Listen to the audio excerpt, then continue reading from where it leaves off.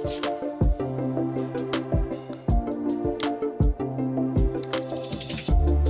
I'm Kevin Williamson, and this is How the World Works, where we have conversations about work and our jobs and the role of work in our lives and our economy and our society. Today we have with us an old friend, writer George Weigel. George, thanks for being here. Nice to be here with you, Kevin. Who works in a genre of writing that sometimes gets a bad reputation. He is a hagiographer, among other things. I wanted to bring this up. The first thing, though, is sometimes the column that I write, people will complain that it's not very timely, that I don't always concentrate on current affairs as much as I could. And I'd like to read you the first phrase from your most recent column. It starts off, "Ever since the 1596 Union of Brest."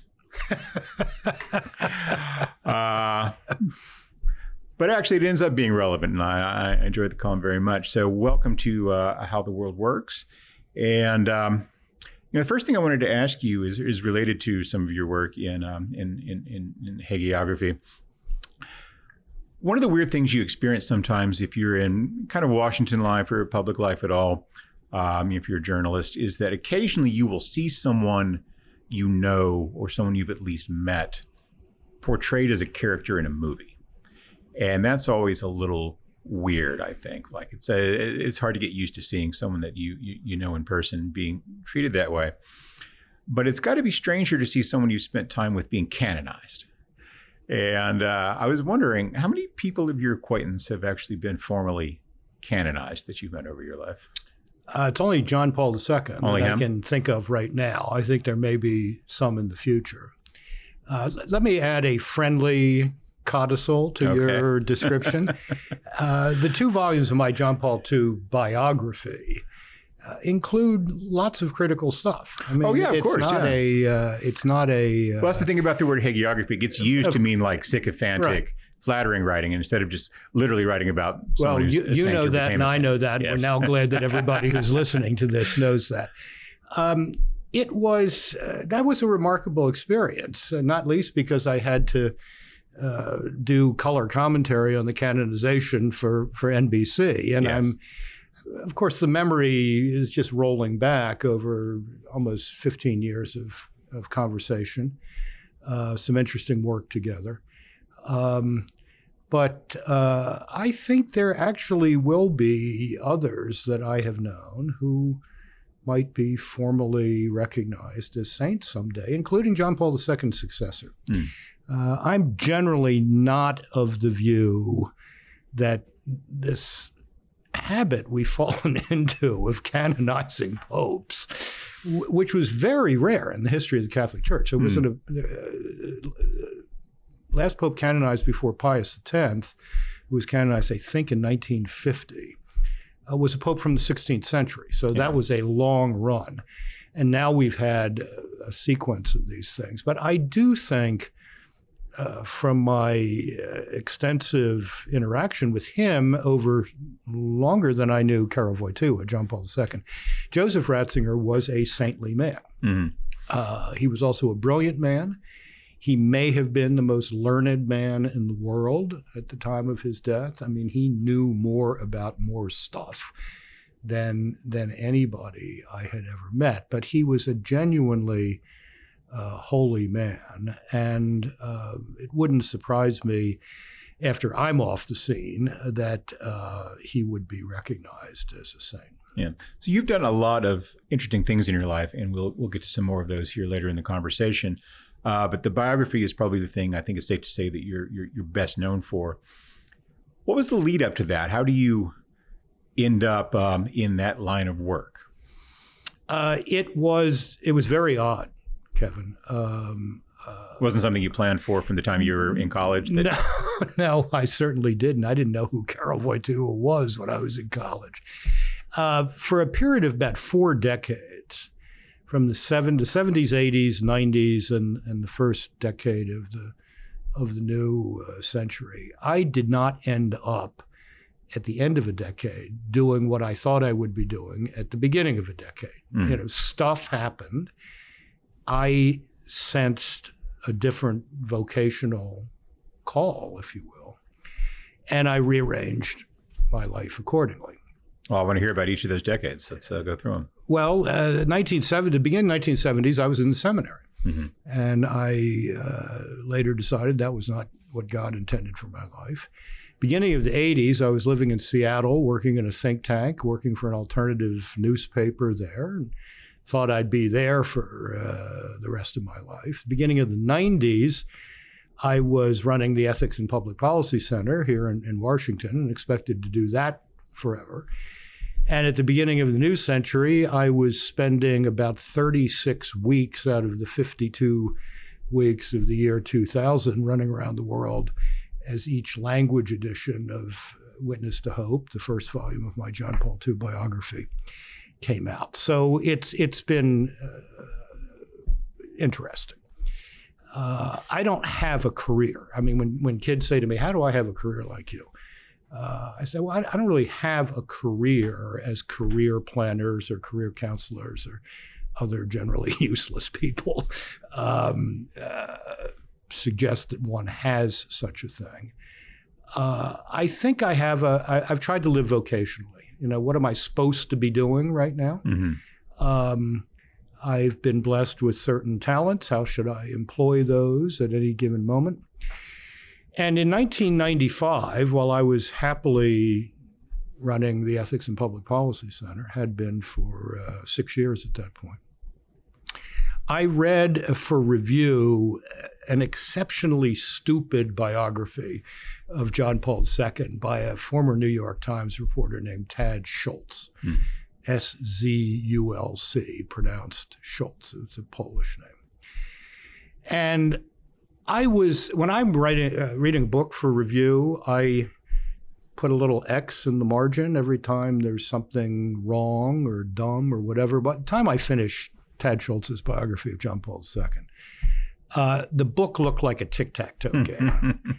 And the thought occurred to me, I can do better than this. I mean, it just popped into my head. I can do better than this. Sure. Isn't it always better or easier to review really bad books? Because the reviews just kind of write themselves. Actually, I just reviewed a book on translating the Bible. Yes. That was quite easy to write the review because it was a good book. And the lead is the hard thing to get into your head in a positive review. With a negative review, you just drop the nuke at the beginning. I find that editors send me books they know are going to be bad books for me to review because that's what they want from me. Just give us the vitriol. And well, I've done my share of that. In any event, anyway, later 1997. 95. So when I had known John Paul II for several years at that point. And it had been a good conversation. And I had gotten to know his press spokesman, Joaquin Navarro-Valls, a Spanish layman, very able guy. We had become friends. I had told Joaquin that I did not think that even though Tad Schultz grew up in Poland, spoke the language, that a man who had written an admiring biography of Fidel Castro was going to quite get John Paul II. So after I had been vindicated in that negative prophecy, I saw Navarro in May of that year. And I said, look, this is ridiculous. The millennium is coming, turn of the millennium is coming in 5 years, Great Jubilee of 2000. There is no reliable biography of the Pope. We need to do something about this. So he and I talked, he agreed. He and I talked about people who possibly could take this on. And at the end of that conversation, I said, I think I can do this. So you Cheneyed your way into it. You were on the recruiting team and you hired yourself. I Cheneyed my way into it. All right. And at a dinner at the end of that year, in December of 95, the Pope, who had become aware of this, made it very clear over the dinner table that he thought it'd be a good idea if I did this. So I wrote his secretary right after Christmas, and I said, thanks very much for dinner, interesting conversation. May I please have a written indication of the Holy Father's will in this matter? 3 weeks later comes this plain gray envelope with a Vatican stamp on it. Didn't come through the nunciature, the Vatican embassy here in Washington. I don't know who this is from. I open it up. Well, it's a letter from John Paul II, typed on a manual typewriter with 3 typos in it. Naturally. Wonderfully Polonized English. Please say hello to Mrs. Joan, my wife, for me. But indicating that he thought it'd be a good idea if I did this and that he would cooperate. So I had what I needed to do this, and then I rearranged my life to do it. So I left the presidency of EPPC, morphed into a senior fellow position there, and spent the next 3 years doing that project. So a big dividing line in biographies is biographies that are written with the assistance of the subject and biographies that aren't. On top of that, you've got some interesting issues, I guess, of procedure and etiquette that are specific to the papacy. So it must have been an unusual book to write. It must have been a writing assignment that was really unlike anything you'd done before. Well, I always stress to people the book was my idea. It was not his idea. It was my idea. And he agreed that he must have known someone was going to write a book about him. Well, other people were. Carl Bernstein of Woodward and Bernstein fame was writing a book with an Italian journalist named Marco Politi. That was guaranteed to be a disaster. Jonathan Whitney was writing a biography, which was not too bad, but didn't really get inside the guy. I said to the Pope in March 1996, the first time I had seen him after the dinner previously described, I said, Holy Father, there are 2 things necessary to make this work. One is that I need access to you, your associates, and to certain pieces of paper that might not be normally available. And I have to be the judge of what those are. And the second thing is you can't see a word of this until I hand you the finished product. To which he looked across the table at me and said, that's obvious. Let's talk about something interesting. I mean, he knew this was going to be DOA if it was a so-called authorized. Sure. Well, and he was a writer himself, too, so he must have been sympathetic. Yeah. So he was quite cooperative. I mean, I saw him on many, many occasions, and he always answered, frankly, what I asked him. How long does it take to write a book like that?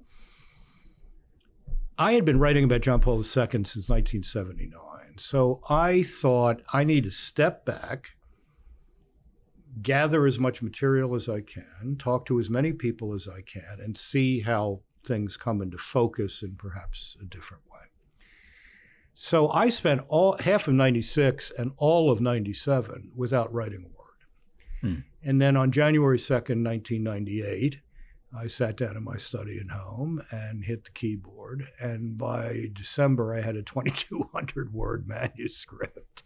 2,200? 2,200. Not 22,000. No, 22,200 page manuscript. Oh, page. Yeah. Sorry, I said word. No. I write that in an afternoon. Yeah, Come on. But I do it in the morning. Yeah. No, 2,200 page manuscript. Okay. Which was then trimmed down to about 1,400 pages in the editorial process. So I was pumping out about 20 double-spaced pages a day. So you're a fast writer then? Yeah, I'm not an agonistic writer. I mean, I've never had a block or anything like that. What I did do... I've never been able to afford to have a writer's block. Yeah. I think that's a luxury that you have to have when your investment portfolio hits a certain level.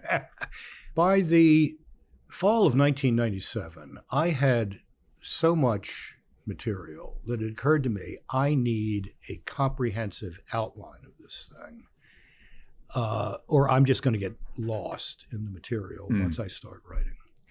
So I called up a friend of mine, Father Scott Newman, who was the parish priest in Hanahan, South Carolina.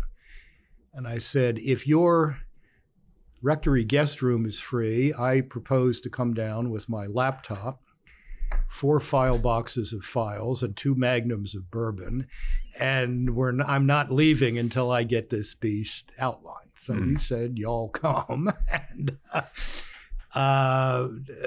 10 days later, I had an outline that was 124 pages long. How much bourbon did you have left? Not much. Okay. Right. But that really helped. That gave a spine to this thing. So when I actually started writing, I mean, the outline was keyed to documents, to interviews, to all the material I had gathered. So I could ride the tiger without the tiger riding me. Yeah. Because as I think you know, Kevin, from your own book work, books are like children. They want to go their own direction sometime, and they start pushing back. And, it's a disciplinary process to get the book to actually do what you want it to do. And I was very grateful that I had done that outline. It made a huge difference. Yeah. How does one pay the bills when you're taking a year off or 2 years off to work on a project like that? There was a significant advance for the English language version and for the foreign rights. So that kept things going. Okay. So they figured it was going to be a big seller. And well, I wanted to make sure were you worried that it wouldn't be? No, I wasn't. I thought I could do this. And the book has probably sold in all language editions. There are now 14 language editions of Witness to Hope. It's probably done 1 million copies around the world in all language editions. I'm surprised it's not more, actually. But it's a big book. I mean, it's a 900-page book. I did not want, for both his sake and mine, this project to be attached to anything else but itself. Mm-hmm. So no money from foundations, no money as a salary from the Ethics and Public Policy Center. The advance paid for everything. Mm-hmm. And we actually had a little bit of money, a little bit of that left over at the end. So we created a little family foundation to help support things that he would have wanted to see supported. Yeah, there aren't very many jobs where you get paid in advance the way you do sometimes on a book. How much of that sits in your mind when you're doing the work about, I've got to earn out this check that's been written to me? Well, Witness to Hope was, I don't know, my 14th or 15th book. I can't remember. I had long ago decided that the publishing industry is insane, and I'm not going to worry about it. If they want to pay for a product that hasn't been delivered, that's on them, not on me. So I did not worry about that. The time pressure on this was to get it done in time for that talismanic year 2000. Yeah. So that was the pressure. But no, I did not feel the pressure of I've been paid for something that I haven't done yet. And so when you're working on something like that, you get up, you sit down at your desk at a regular hour and work for 8 or 10 hours a day, or what's your daily schedule look like when I'm doing a book project? I work at home because that's where most of my library and materials are. I would write from 9 to 12 or 1. Have a lunch break, take a little nap. I'm a great believer in naps. Clean up whatever else I had to work on between 4 and 5 because, I have this column, I have people emailing me and writing me and whatnot. And then I would write again from 5 to 7. Okay. So the writing time was like 6 hours a day.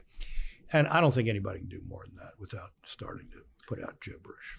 I know a lot of people who will say they want to be writers and they like the idea of being a writer, but the actual work of writing is pretty lonely work. You're locked in a room by yourself, and a lot of people aren't very well suited for that. Does it grind on you when you're on, week 50? And no, I don't think so. Or you think you might have been a good ecclesiastic in a different would be timeline? I mean, I know how to work by myself. Yeah. I mean, and this was telling a story. I think biographies ought to tell stories, which means they ought to be linear, which means no book of mine will ever be filmed by Christopher Nolan. That's too bad. Well, I thought Dunkirk was a disaster. I'm sorry, okay. But I haven't seen Oppenheimer yet. But what would terrify me is writing a novel. Oh, yeah? I cannot imagine how someone can sit down and make up a world out of their head. I mean, when I write, I've got. Have you met George Santos?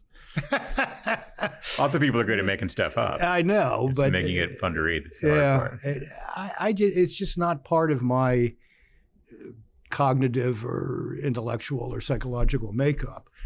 When I write, I'm working from an outline. I'm reacting to something in a column. It's there, and it's in front of me or to the side of me. But the idea of creating an entire human universe, or in the case of science fiction, non-human universe, and then filling that out, just amazes me. I had a long lunch with Herman Wouk once at the Cosmos Club here in Washington. He was a terrific character. And I asked him once, he used me as a kind of... For people who are not familiar with his work. Oh, Herman Wouk, The Caine Mutiny, Winds of War, War and Remembrance, Marjorie Morningstar, one of those successful popular novelists in the late 20s, second half of the 20th century. And of course, the key character played by Humphrey Bogart in the movie The Caine Mutiny was a guy named Captain Queeg. So one day, Herman and I are sitting in the Cosmos Club. He used to use me as a kind of sounding board on what's going on in the Catholic world and whatnot. And I said, where did Captain Queeg come from? Mm-hmm. And he said, I'll tell you. He said there were actually 3 mutinies in the United States Navy during the Second World War. He had been a naval officer during the war. They were all in port. They weren't in the out at sea. But he said, I got permission to read the court-martial transcripts of these mutiny trials, and Queeg just happened. Yeah. And I said, well, then where did General von Roon come from, this German who's the kind of other side of the hill commentator in both Winds of War and War and Remembrance? He said, well, I've read a lot of German military history, and Armin von Roon just came out of that. I can't do stuff like that. Yeah. But I was absolutely fascinated by him telling me how he had done that. Yeah. It's always the stuff that you can't do yourself that seems the most interesting or impossible. At least it's always the case for me. I wonder whether it's actually easier in that kind of an enterprise to write like Dickens and Trollope wrote, because those huge novels were serialized magazine articles and then got bound together. If you got to produce every 2 weeks to keep the food coming, that might have something. Tom Wolfe wrote Bonfire of the Vanities as a serial, and apparently just almost had a nervous breakdown. Was it a serial? I think it was serialized in Rolling Stone. Yeah, is that right? If I'm recalling correctly. You grew up in Baltimore. Is that correct? I did. Yeah. Well, tell me about growing up in Baltimore. I did a chapter on this in a book I wrote in 2005, which is now out in an expanded and revised edition called Letters to a Young Catholic. It's kind of an explanation of the church and its beliefs and practices through the vehicle of a tour of the Catholic world, including Rome, Jerusalem, places in Great Britain, places in France, places in the Sinai Desert. And the first of these letters is about Baltimore.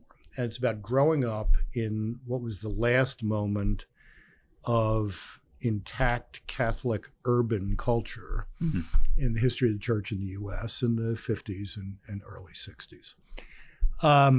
There was a lot that was wrong with it. It was, I said in my remarks at my mother's funeral, my mother lived to be 95, 94, 95. So she saw a lot.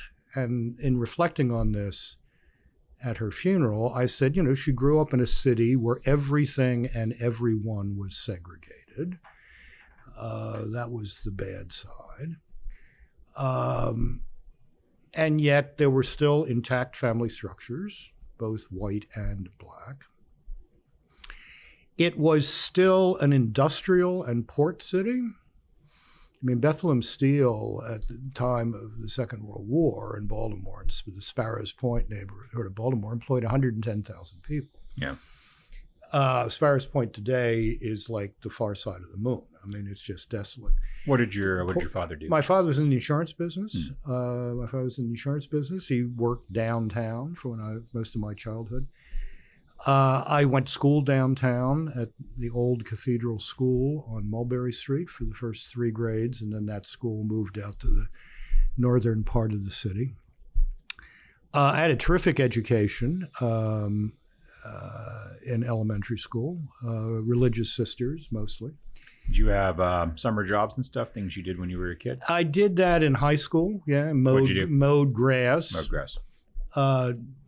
Drew lines on maps at the AAA for members taking trips places. Explain that to me. So well, in a world before GPS, there was this thing called the American Automobile Association. And if you were driving to the Grand Canyon from Baltimore, you would get a series of maps with the route highlighted for you. I see. And a flip thing called a triptych, not like the three-paneled icon, but TRIPTIK, which had, this trip in little pieces. So I would prepare triptychs. I would draw lines on maps. Did you ever mess it up and give someone the wrong No, directions? but I had a terrible experience once. You could work in the back room doing all this map stuff, or some weeks you're out in the front desk and people would walk in to get this stuff done for them while they wait. And this guy comes in. He was a steel worker at what was left of Bethlehem Steel.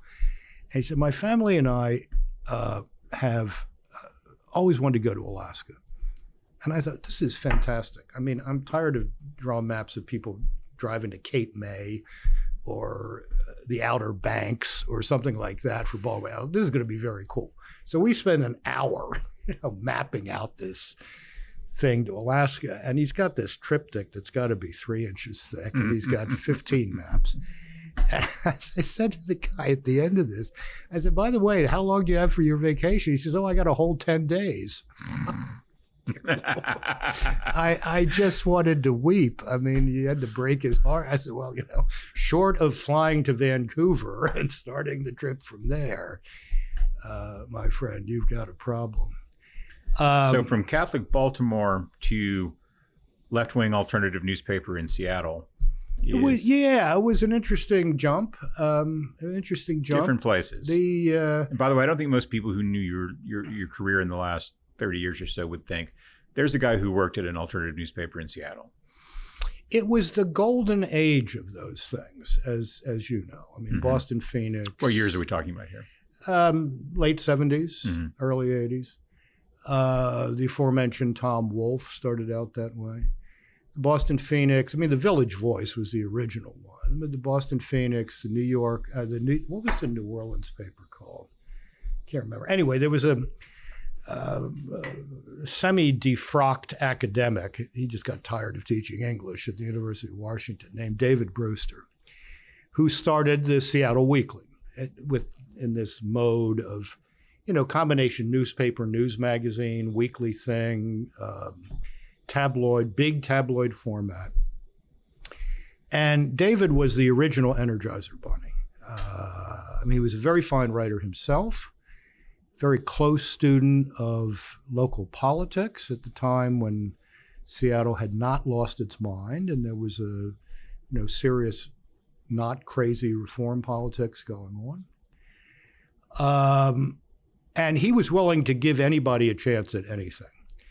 So, for example, our football writer on the Seattle Weekly was Alan First, who is now one of the most successful espionage novelists in the Anglosphere.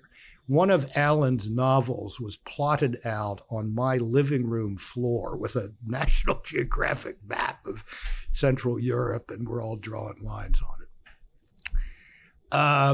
The guy the most impressive basketball writer I ever knew was a guy named Roger Sale, who was a main figure in the English department at the University of Washington, just happened to know basketball. David originally asked me to do sermon reviews for the Seattle Weekly because he thought one way to take the measure of a city and its culture was the quality of preaching in its churches. Old newspapers used to run transcripts of sermons sometimes. I don't think I've ever seen a sermon review in a newspaper. Well, I had lots of friends in the local clergy, and I thought these friendships are going to be under considerable strain if I start doing sermons. So I said to him, look, I would rather write about church issues more broadly, foreign policy.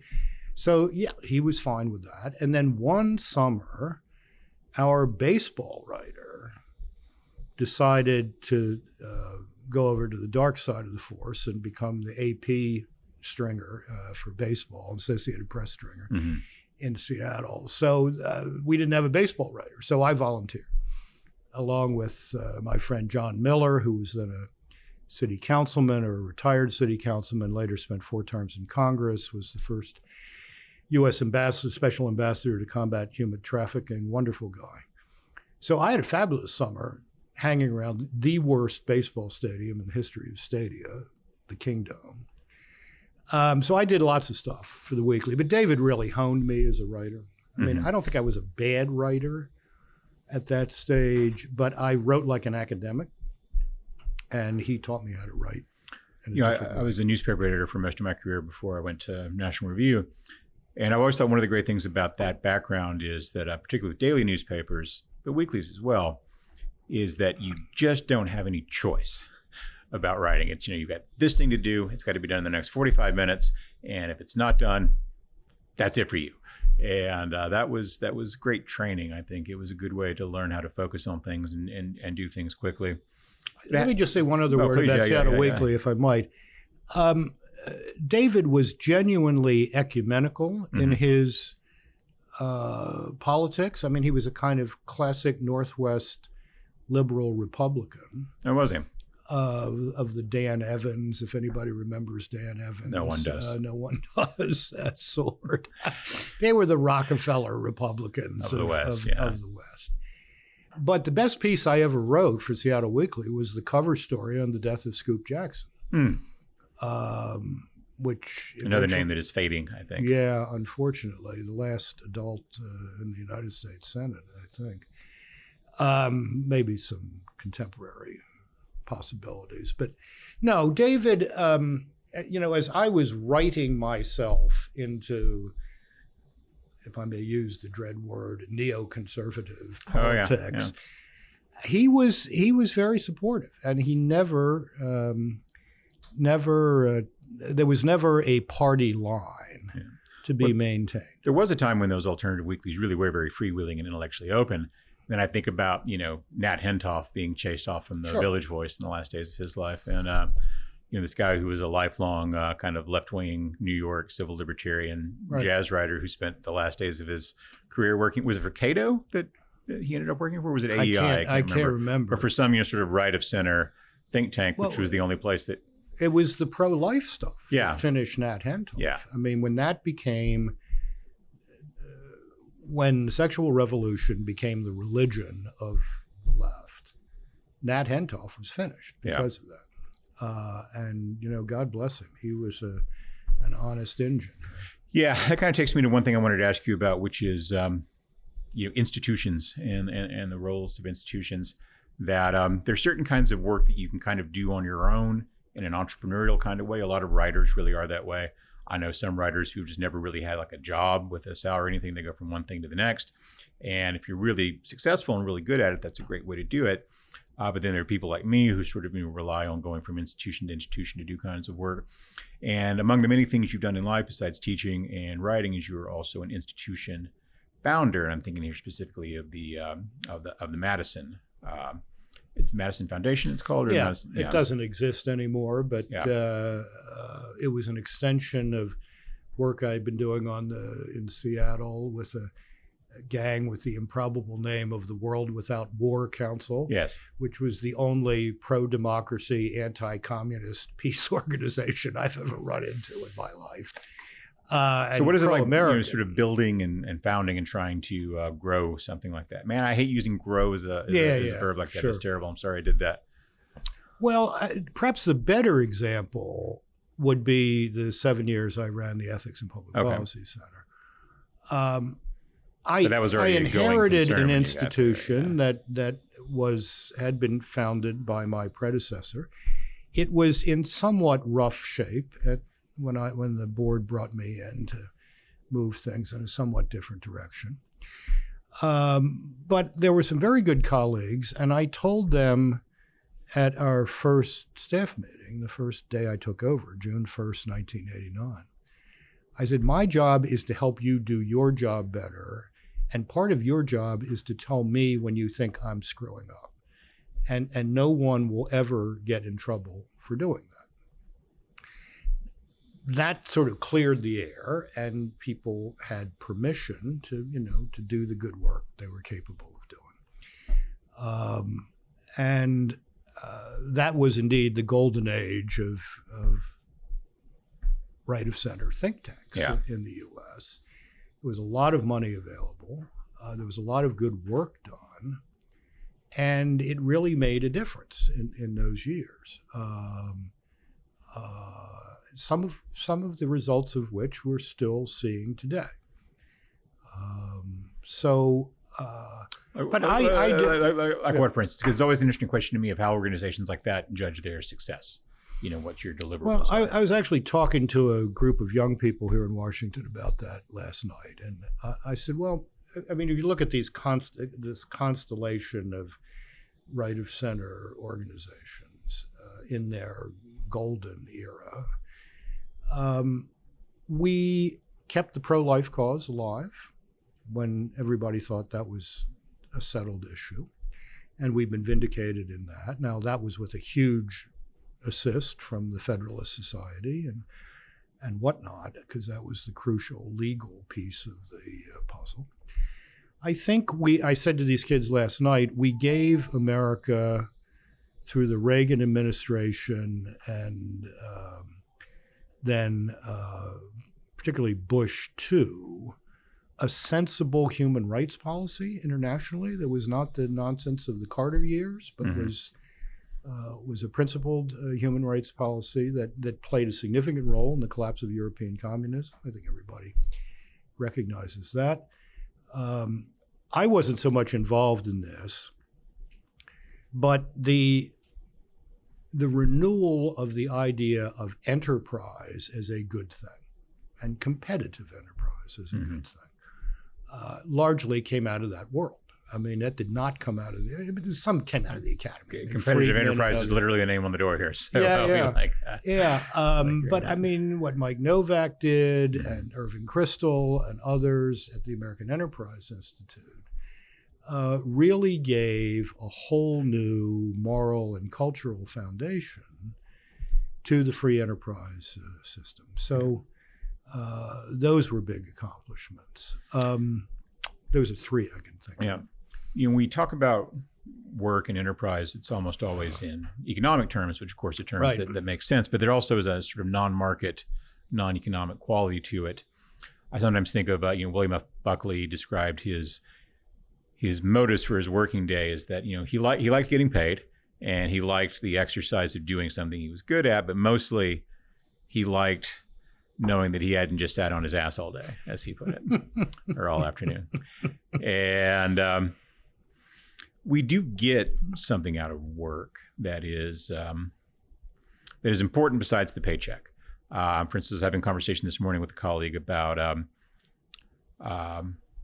people with mental disabilities who do work, and often, it's not that they're supporting families or that their families need the income, but this work is a very, very important part of their lives. It gives them a structure, a sense of accomplishment, a sense of value, a sense that they're contributing to the world in some way.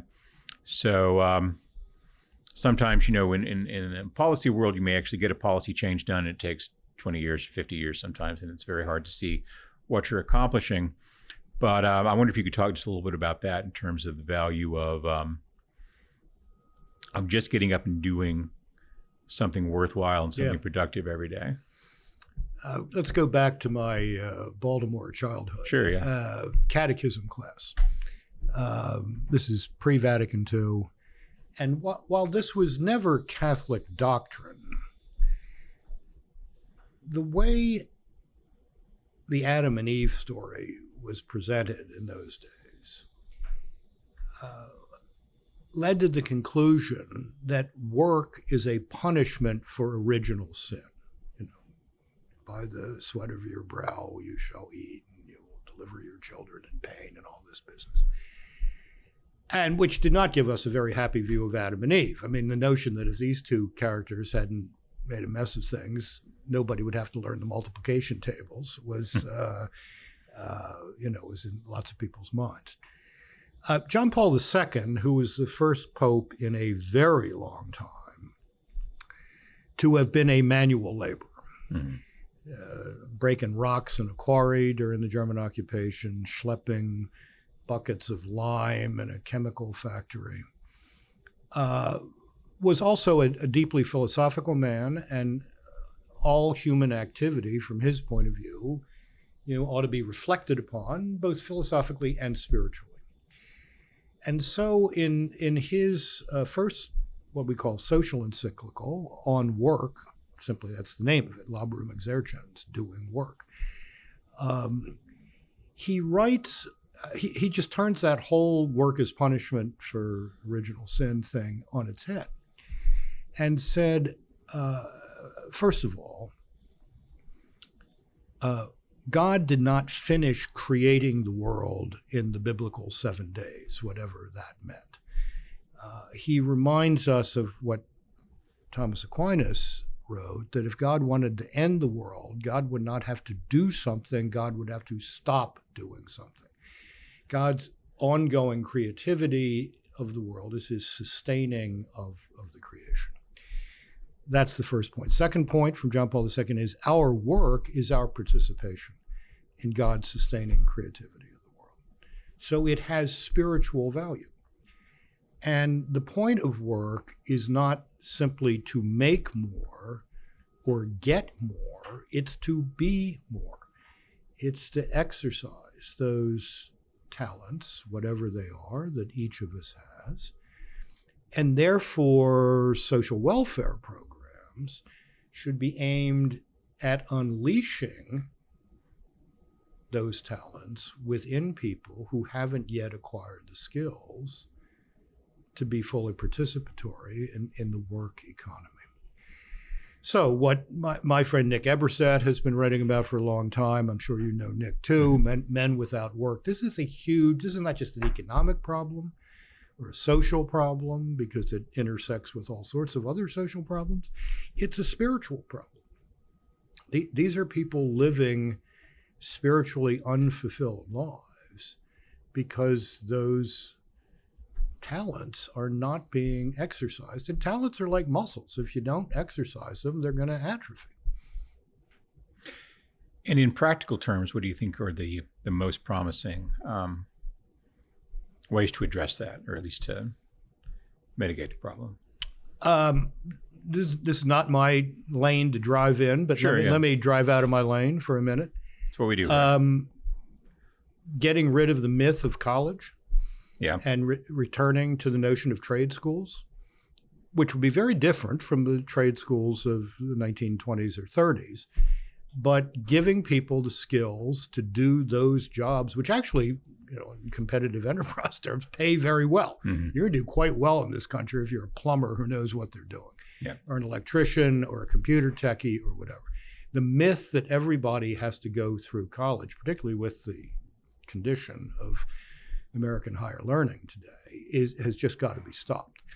And I think the employers who set out to support training programs for high school kids, maybe marrying the high school curriculum to a work training curriculum, as some schools do in cooperation with corporations.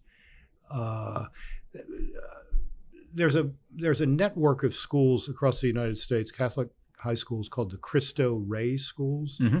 in which kids from poor families, I mean, there's a threshold beneath which your family has to be to get into these things, but who are willing to work academically and work-wise, are placed in jobs for 10, 12 hours a week, as well as their academic work.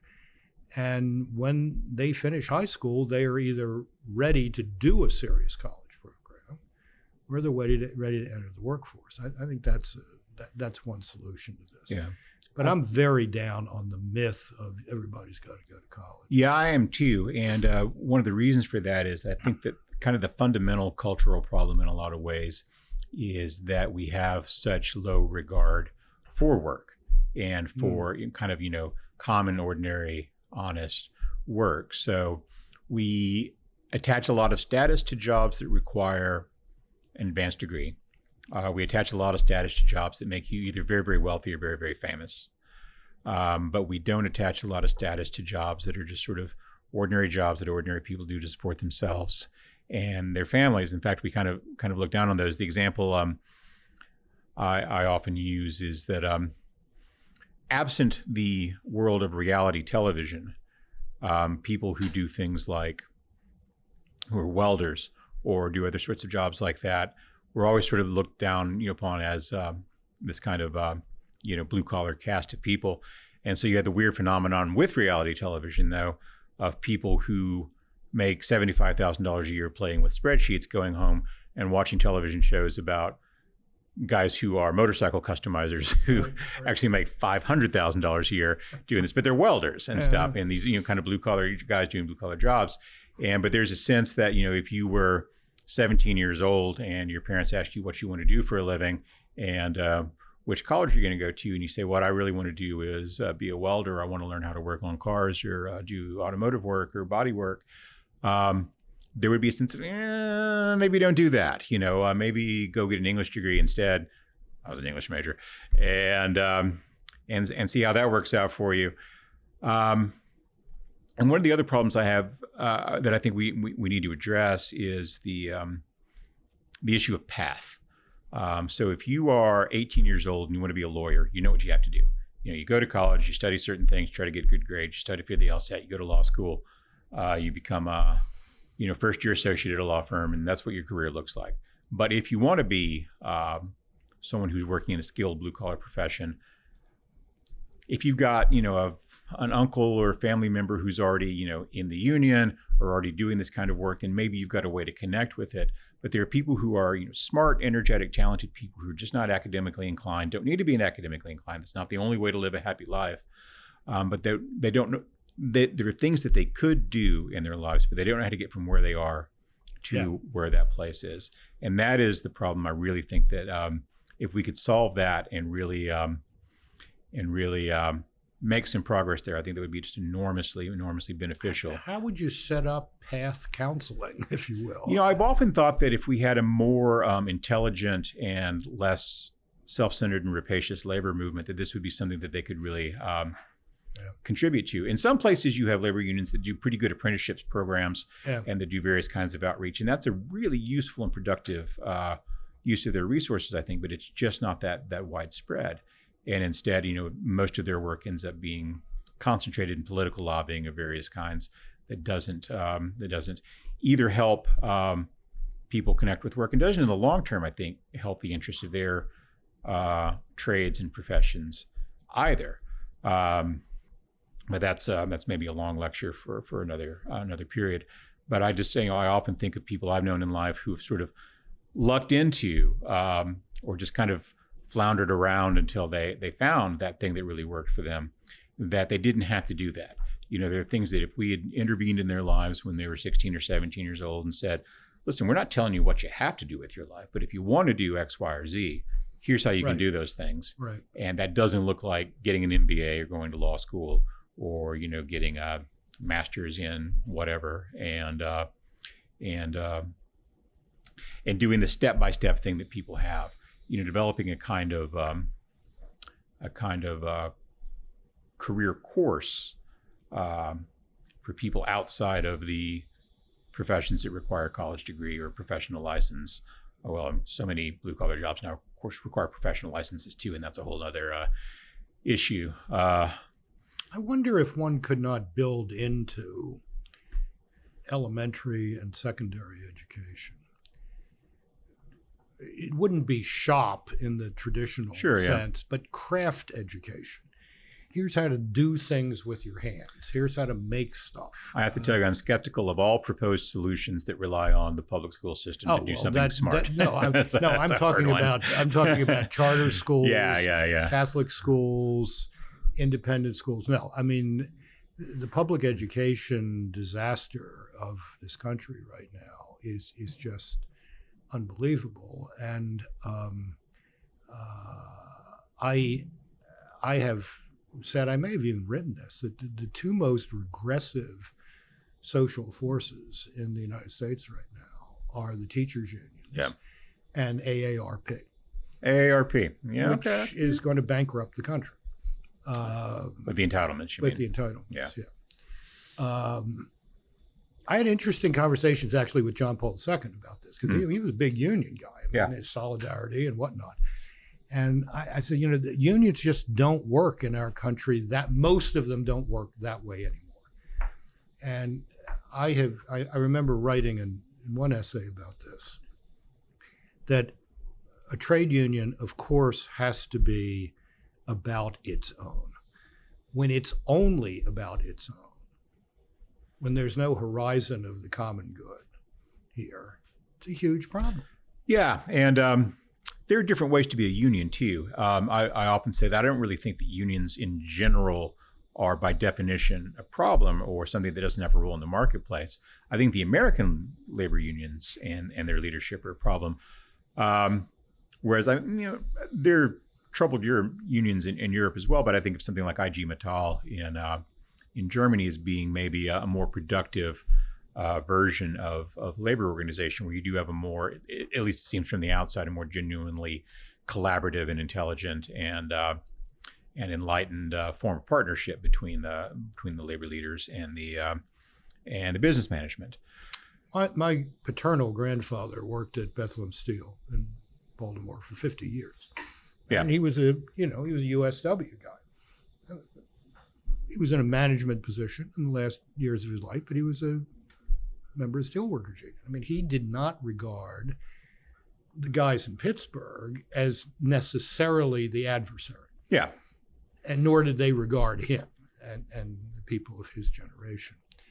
But that really broke down rather seriously. I think in the 60s, when so many other things broke down seriously.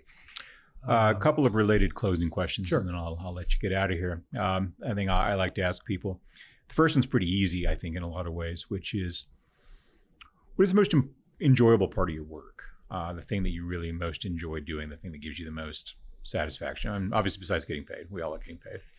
I enjoy editing myself. Do you? Yeah. I mean, are you a good self-editor? I am. Yeah. I mean, even those little 750 word columns you see, I've gone over that sucker 6 times, and I do it by hand. I compose into a computer, print it out, and then edit myself by hand. Really?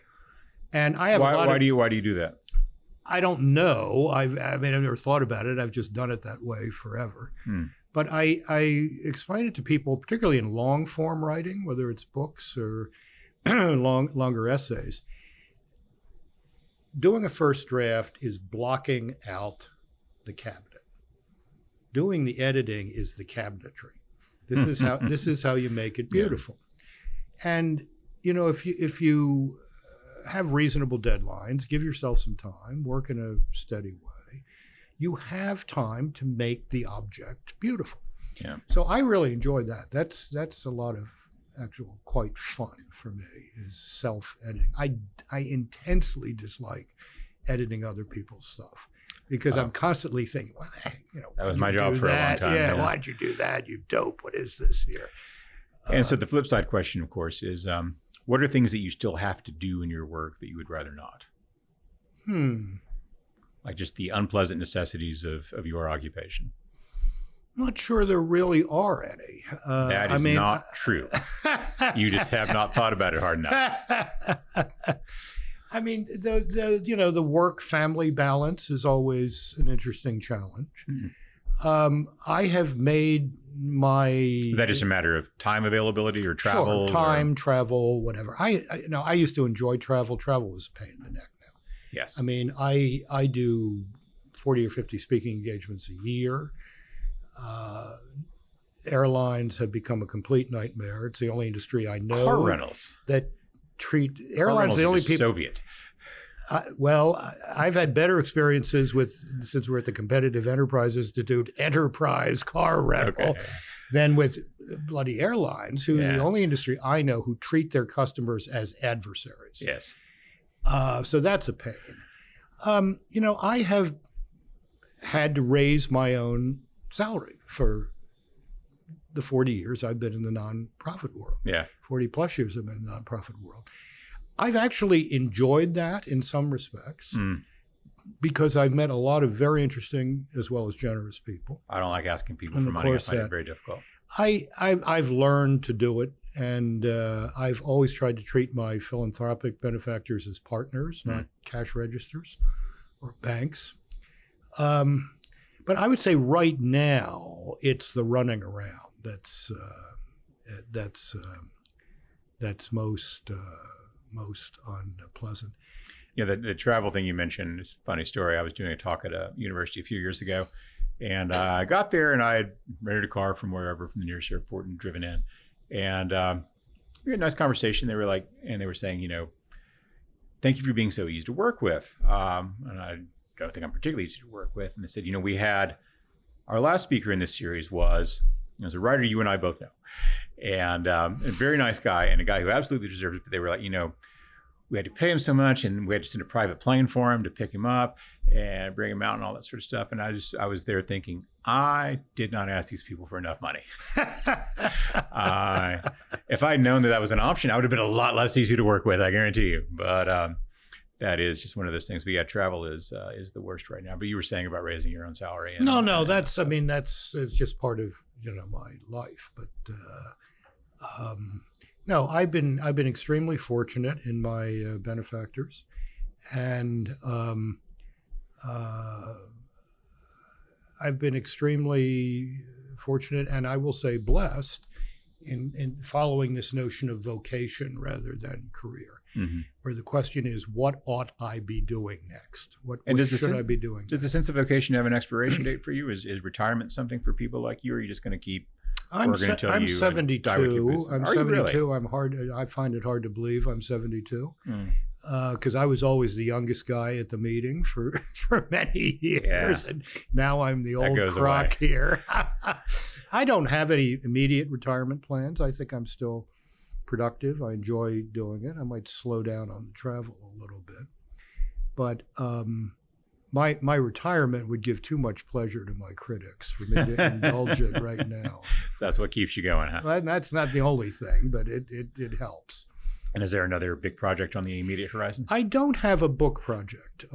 I've done 29 books now, and I just do not have a book project. You've worn out some chairs. And I'm not gonna push it. I might do another couple of essay collection type things or whatever, but no, I'm not feeling pressed to do number 30 just so it's a round number or something. That's a lot of books. All right. Well, George, I enjoyed the conversation very much. Thanks for your time and thanks for being here. Thank you for having me, Kevin. My pleasure.